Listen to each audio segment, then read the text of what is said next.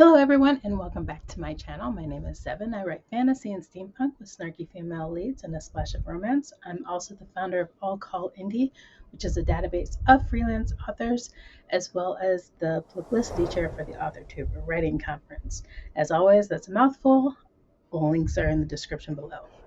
Today, I want to talk about all of my birthday books. My birthday was last month and the books have been trickling in from there. So, without further ado, let's get started. And let's also keep in mind that these are birthday gifts. There is no way I would spend this amount of money on all of these books. So I've gotten gift cards. My dad sent some money for my birthday because, well, I'm old enough and cash is easy. So yeah, let's go. First one is Caliastro. I'm pretty sure I'm pronouncing that wrong. Forgive me, DL Tillery. Well, let me know if I got that right. Tale of the Lyvirten. Could be the font throwing me off too. But this one I got with a gift card. And in a world shrouded in mystery and silence, where darkness weaves its intricate web, Caliastro Masterson walks a path unlike any other. Enduring for over 7 centuries, he remains haunted by the enigma of his own past. Resigned to his solitude, he traverses both mortal and veiled realms until a desperate cry pierces the stillness of dusk, drawing him to the edge of a nearby lake. There he finds a woman on the brink of oblivion, her heartbeat fading into the night. Unable to resist the pull of compassion, Caliastro leaps into action, saving her from the watery abyss.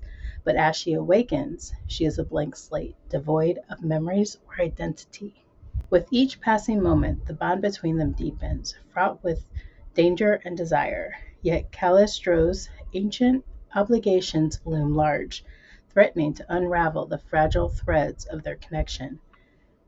As relentlessness attacks from the Hunters Guild escalate, Caliastro finds himself torn between duty and love. Haunted by shadows of his past, he must navigate treacherous waters, safeguarding his new-found companion from the perils of his world and the tumult of his own heart.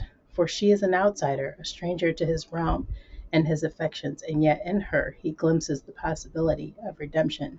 As they journey together through the labyrinth of fate, Caliastro must confront the truths that lie dormant within him, lest they consume them both in their relentless pursuit of salvation. So it's a pretty good chunk of a book with 440 pages.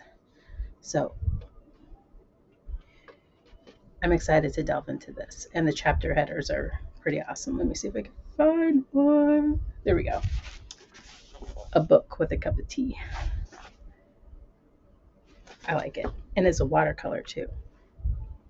It adds character. All right, next up. Also from a gift card, Delicious Monsters by Liselle Sambury. And this one also has pretty awesome chapter headers. Monstera leaves. It's my favorite plant. Is there anyone different? Nope. Sorry, I haven't had a chance to really flip through this one yet. But there was a discussion on one of the channels. I believe it was Margaret Pinard's channel, and I'll have that link down below. I'm a little behind on the curve for the diverse reading month because February was chaos. But let's get onto it. Daisy Sees Dead People had me right away. Something impossible to forget in bustling, ghost-packed Toronto. She usually manages to deal with her unwanted ability, but she's completely unprepared to be dumped by her boyfriend. So when her mother inherits a secluded mansion in northern Ontario, where she spent her childhood summers, Daisy jumps at the chance to escape. But the house is nothing Daisy expects, and she begins to realize that her experience with the supernatural might be no match for her mother's secrets, nor what lurks within these walls. A decade later, Brittany is desperate to get out from under the thumb of her abusive mother, a best-selling author who claims her stay at Miracle Mansion allowed her to see the error of her ways. But Brittany knows that nothing but Brittany knows that's nothing but a sham. She decides the new season of her popular haunted web series will uncover what happened to a young black girl in the mansion 10 years prior and finally expose her mother's lies. But as she gets more wrapped up in the investigation, she'll have to decide if she can only bring one story to light, which one matters most, Daisy's or her own. As Brittany investigates the mansion in the present, Daisy's story runs parallel in the past, both timelines propelling the girls to face the most dangerous monsters of all, those that hide in plain sight. I love a good ghost mystery story with time lapses. I'll keep you up to date. You can also follow me on BookBub for all of my reviews. That's where I post most of my reviews. It's just easier to navigate. But I'm also on the Storygraph and Fable. Next up is the first 3 books of the Dexter's series. And these were inspired by me and my friend really trying to get out of the fantasy, like dip our toes into something else. Now, I love reading about crime. As most of you know, my favorite crime author is Kathy Reichs, who did the Temperance series, also known as Bones, the TV show. 2 totally different storylines, by the way. But moving on. So we're going to trade off on the first 3 books of these Dexter series. I'm going to read the first one, pass it off to her, and then read the second one. I think there's 6 or 8 in the series total, but they didn't have the 4th one, so I didn't pick that one up. And these I did get with my own money. Next is the popular Lights Out. Now, this keeps popping up in all of my feeds on all of the platforms. So we'll see what happens. But if you haven't already, because this is so popular, I'll go ahead and read the back of the book. I'm not reading the Dexter ones or the blurbs on the back, because Dexter has been around for a while. And if you don't know, he's a good guy serial killer, not to give too much away. And he works in the police department. So, a dark romance like you've never seen before. Can you handle the ride? And it looks like these are text message brackets. Oh, sorry for the glare. The sun keeps coming and going because we're waiting for rain.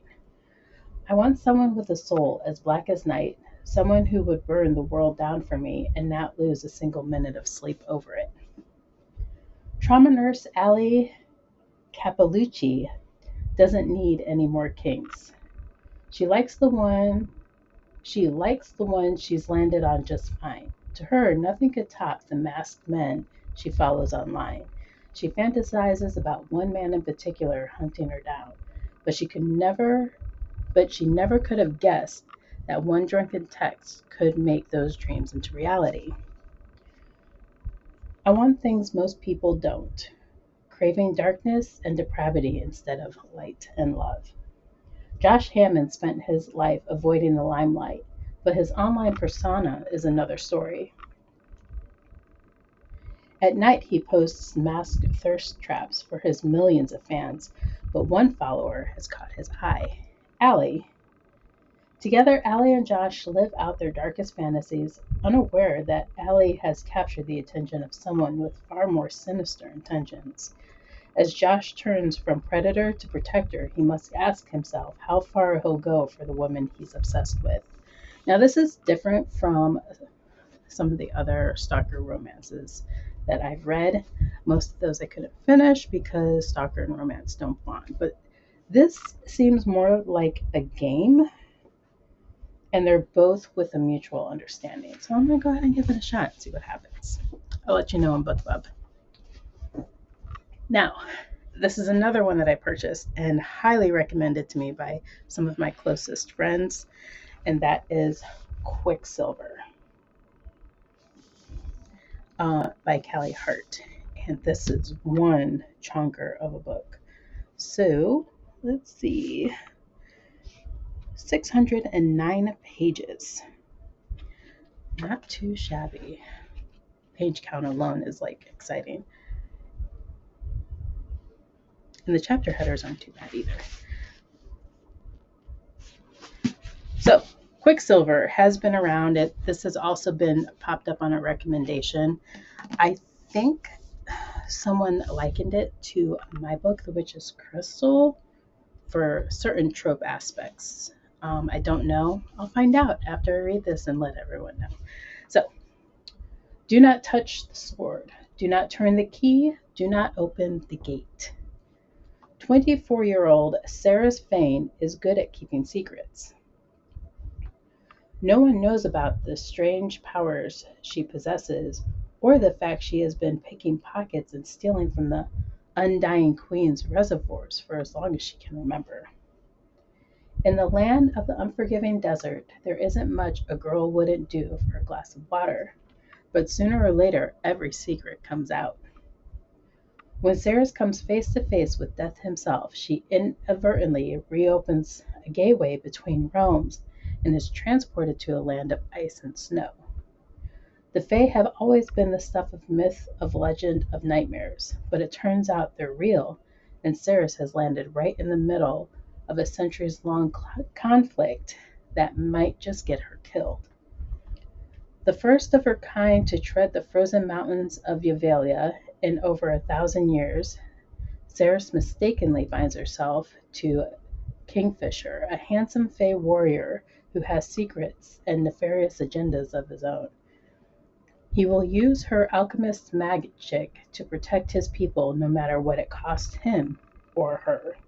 I'm pretty sure I'm saying those names wrong, so don't bash me on that. Just, if you want, leave the proper pronunciations in the comments because that helps a lot. So these aren't the only birthday books that I got. I also had another recommendation, Priory of the Orange Tree. And that one itself is a honker, and I have it on ebook, so can't show you. Will I pop it up here? We'll see if I remember. But there was recommended to me because also had similar tropes as The Witch's Crystal and my upcoming books, The Witch's Mirror and The Witch's Sword. So again, I'll let you know what that is. And I don't have the blurb on me or I read it, but I will leave links for the Priory of the Orange Tree as well as all of the other ones I have in the description below. So with all of that being said, thank you for stopping by. Make sure you like and subscribe and let me know what else you want to see or if you have any book recommendations because I would love to get to those. All right, see you later. Bye.